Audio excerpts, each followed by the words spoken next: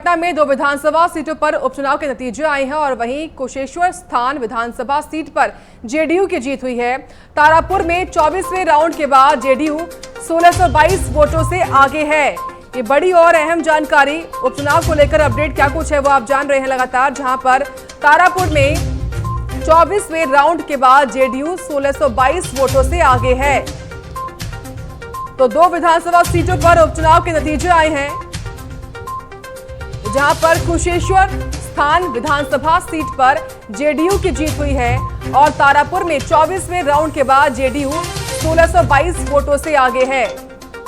तो दो विधानसभा सीटों पर उपचुनाव के नतीजे, बड़ी जानकारी, जहां पर कुशेश्वर स्थान विधानसभा सीट पर जेडीयू की जीत हुई है और बता दें आपको तारापुर में 24वें राउंड के बाद जेडीयू 1622 वोटों से आगे है।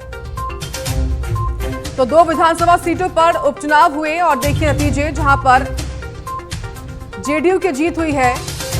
तारापुर में 24वें राउंड के बाद जेडीयू फिलहाल आगे चल रही है, 1622 वोटों के साथ आगे चल रही है जेडीयू। तो दो विधानसभा सीटों पर उपचुनाव के नतीजे आए हैं, जहां पर तारापुर में 24वें राउंड के बाद जेडीयू 1622 वोटों से आगे चल रही है।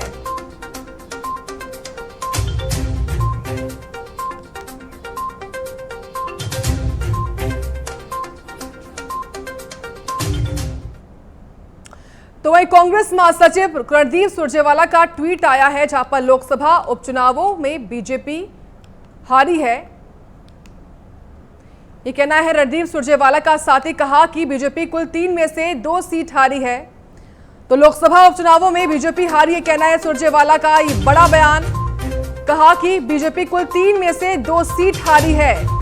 ये बड़ा बयान सामने आया है। विधानसभा उपचुनावों में भी बीजेपी हारी। तो हिमाचल, राजस्थान, कर्नाटक, महाराष्ट्र इसका सबूत है, ये कहना है रणदीप सुरजेवाला का। तो कांग्रेस नेता रणदीप सुरजेवाला का बयान सामने आया है। लोकसभा उपचुनावों में बीजेपी हारी, ये कहना है रणदीप सुरजेवाला का। साथ ही कहा कि बीजेपी कुल 3 में से 2 सीट हारी है। विधानसभा चुनावों में भी बीजेपी हारी, ये कहना है रणदीप सुरजेवाला का बड़ा बयान। साथ ही कहा कि हिमाचल, राजस्थान, कर्नाटक, महाराष्ट्र इसका सबूत है।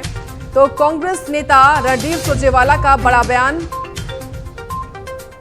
सामने आया है।